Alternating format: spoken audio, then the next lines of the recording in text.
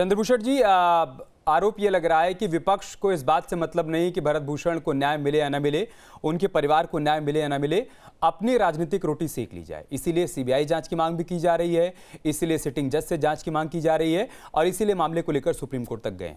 जवाब।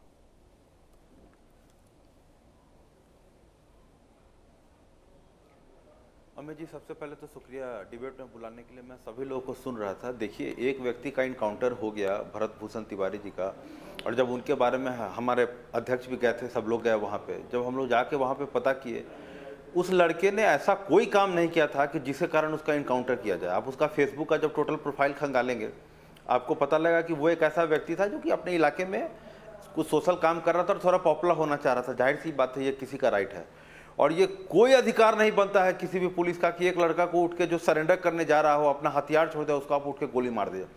इस तरीके से अगर आप गुंडा राज बिहार में स्थापित करना चाहते हैं तो ये कहीं से भी ठीक नहीं है। मैं आपके चैनल के माध्यम से मुख्यमंत्री सम्राट चौधरी से एक ही चीज़ कहना चाह रहा हूँ कि अगर आप बिहार में इस तरह की स्थिति पैदा करेंगे, वैसे भी कोई इन्वेस्टमेंट बिहार में नहीं आता है, आगे भी कोई इन्वेस्टमेंट आना बिहार में बंद हो जाएगा। कहने का ये मतलब है, जहाँ तक बात है कि हम किससे करवा रहे हैं, जब भी कोई सुप्रीम कोर्ट के या हाई कोर्ट के सिटिंग जज से कहने का इसलिए मतलब होता है कि वो ताकत में होते हैं। उनको ये डर नहीं होता कि सरकार हमको हटा देगी, या इम्पीचमेंट तो बहुत दूर की बात है, मैंने वो तो खैर बहुत ही दूर की बात है। लेकिन जो रिटायर्ड जज होते हैं, कहना तो नहीं चाहिए बट इन जनरल हम लोग देखते हैं कि हमने देखा है ये चीज़ का कि जो भी लोग रिटायर्ड हैं, भाई उनको किसी को एम्बेसडर बना के भेज दो, तो किसी को कुछ कर दो, मैंने ऐसा रहता है, या किसी कमीशन का चेयरमैन। आप मेरी जानकारी के लिए बताइए, दर्शकों की जानकारी के लिए, क्या ये पहली बार हो रहा है क्या देश के इतिहास में कि किसी मामले की जांच रिटायर्ड जज कर रहे हैं? आप लोग सत्ता में थे तो सब सिटिंग जज से ही करवाते थे, या आगे आएंगे तो सिटिंग जज से ही करवाएंगे?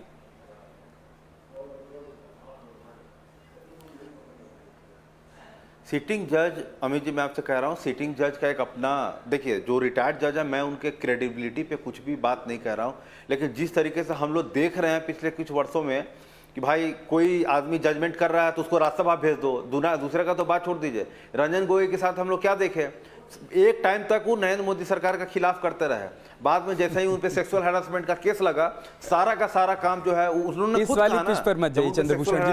फिर देखिए, इतिहास के पन्ने पलटे जाएंगे तो फिर सबका इतिहास पे मामला आने पर, इतिहास के पन्ने पलटे जाएंगे तो फिर सबका इतिहास खुलेगा। जो भी पार्टी सत्ता में होती है, अपने हिसाब से अधिकारियों को पोस्टिंग दी जाती है, बाद में उनको मलाई मक्खन खिलाया जाता है, ये सब जानते हैं और इससे कोई अछूता नहीं है।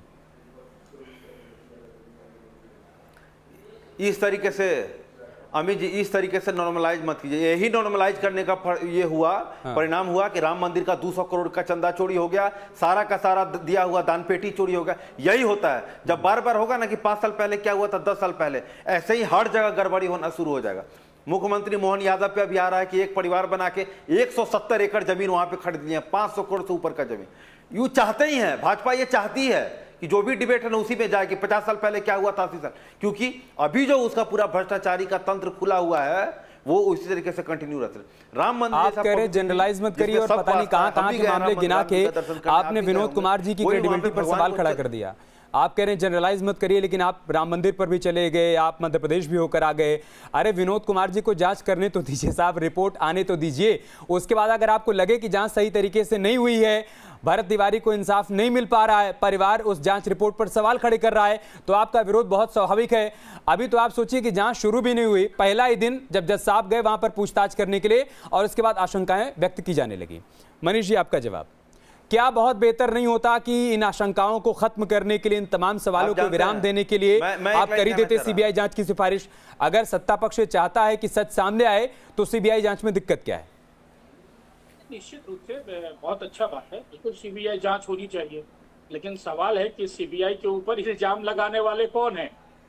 सीबीआई को गंदी गंदी गालियां देने वाले, ईडी को, सीबीआई को, और उसको क्या कहने वाले, किसके दामाद कहने वाले कौन लोग हैं? तो अब सीबीआई भरोसेमंद हो जाता। अरे भाई, आप सिटिंग जज की बात करते हैं, पूरे जज को, पूरा चुनाव आयोग को, पूरे सारे सिस्टम को तो आप लोगों ने, विपक्ष ने गालियां दी है। जो चीजें मीठा मीठा, गप गप और तीता तीता, थू थू इन्होंने कर रखा है पिछले 14 चुनाव आयोग है चोर, ज्ञानेश कुमार चोर है। बहुत गलत तरीका है ये। चंद्रभूषण जी, अब चुनाव आयोग पे चले गए। भरत तिवारी पे चर्चा करनी है, चुनाव आयोग पर करनी है? पहले आप मुद्दा तय कर लीजिए। कि भरत तिवारी को इंसाफ चाहिए, चुनाव आयोग पर डिबेट चाहिए आपको अभी? नाम लिए तो हम बोल दें। ठीक है, नहीं ऐसा गलत है ना, अब आप मेरे बात प्लीज बोलिए ना। आरजू खान साहब को लाएगा विंडो में और मनीष जी अपनी बात हम लोग पूरी चुनाव करेंगे। आयोग पे भी उठा रहे हैं।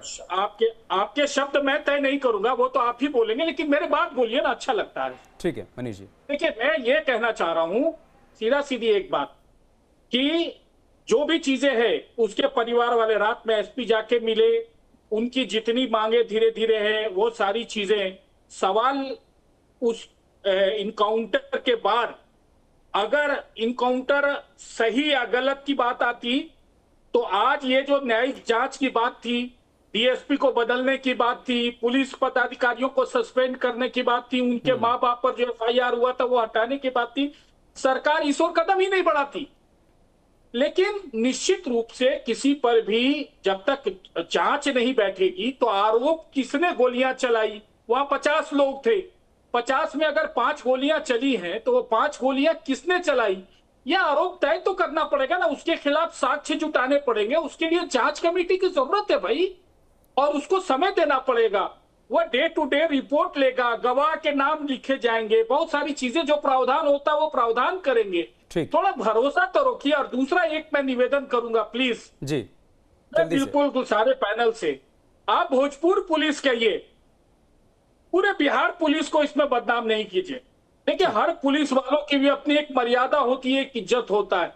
किसी भी डिपार्टमेंट में हर गलत भी लोग होते हैं, अच्छे भी लोग होते हैं। आरजू खान साहब, लेकिन इसका मतलब ये नहीं वही है वाली कि बात हम आ एक गई जो तरफ से चंद्रभूषण जी कह रहे थे कि जनरलाइज मत करिए चीजों को। वो कह रहे हैं कि भोजपुर पुलिस का बहाना लेकर आप पूरे बिहार पुलिस को बदनाम करने की कोशिश मत करिए।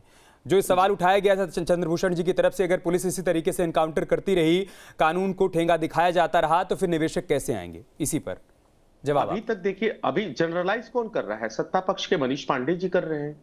ये बताइए कि 24 घंटे 48 घंटे के अंदर आपने इनकाउंटर कर दिया, तब तो आपने एक एक चीजें नहीं की। कहां से इतने जल्दी से ऑर्डर मिल गए? उसके भाई ने सिपाही की नौकरी छोड़ दी है, आपने उसके मर्म को जाना। उसने कह दिया है कि मैं सिपाही की नौकरी छोड़ दूंगा और 7 दिन के अंदर अगर मुझे इंसाफ नहीं मिलेगा तो मैं आंदोलन करूंगा।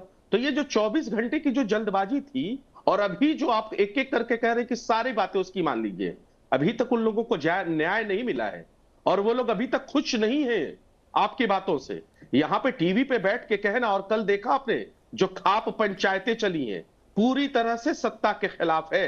वो हजारों लोगों का, लाखों लोगों का जुटना, ये झूठ नहीं हो सकता, ये झूठ नहीं हो सकता। ये फोटो सेशन और ये वीडियो सेशन जो चल रहा था ना कल से, जिसको आप कहते हैं फोटो सेशन और वीडियो सेशन, वो लोगों का आक्रोश था। इस चीज को समझिए।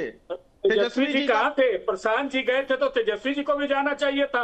आप नहीं नहीं सर, सही। कौन गया कौन नहीं गया हमें उस बात से मतलब ही नहीं है। हमें मतलब इस बात से है कि आयोग के लोग पहुंचे हैं, पीड़ित परिजनों से बातचीत कर रहे हैं, आरोपी पुलिस वालों से भी सवाल जवाब करेंगे, और उसके बाद जो फाइंडिंग सामने आएंगी, जो जांच रिपोर्ट सामने आएगी, उसमें सच सामने आएगा कि भरत तिवारी का एनकाउंटर हुआ था या उसका मर्डर हुआ था। क्योंकि बिहार के लोग ये जानना चाहते हैं कि वाकई में इस मामले में पुलिस की जो कहानी है वो सच्ची है, या परिवार जो अपनी जुबानी कहानी को बता रहा है सच्चाई उसमें है। सच सामने आना चाहिए, जरूरी है, जांच कोई भी करे। बहुत बहुत शुक्रिया आप सभी का हमारे साथ जुड़ने के लिए, चर्चा का हिस्सा बनने के लिए। पूछे बिहार में फिलहाल इतना ही, खबर जारी है, आप बने रहे हमारे साथ। आपके मोबाइल पर तुरंत आएगी ब्रेकिंग न्यूज, स्क्रीन पर सबसे पहले दिखेगी बड़ी खबर, देश दुनिया की हर खबर एक जगह। अब आपके मोबाइल पर तुरंत फटाफट इंस्टॉल कीजिए न्यूज नेशन ऐप और रखिए खुद को अपडेट।